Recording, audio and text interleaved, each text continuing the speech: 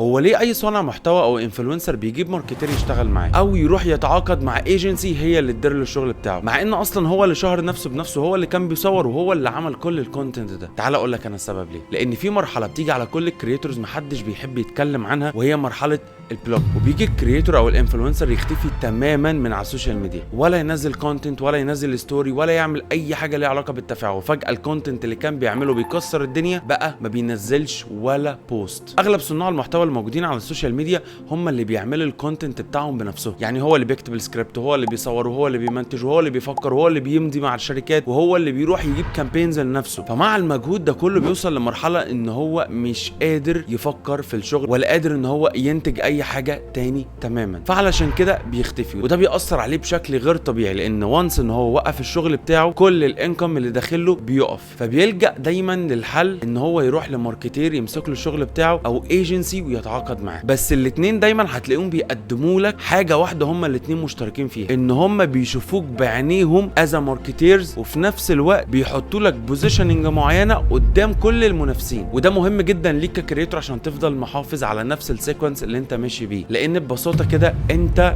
البروجكت. فلو انت وقفت كل الكاش وقف، لان دور الماركتيرز او الايجنسيز بيحولوا الفيوز اللي انت بتجيبها لفلوس. انا حامد حافظ، استنى الريل اللي جاي.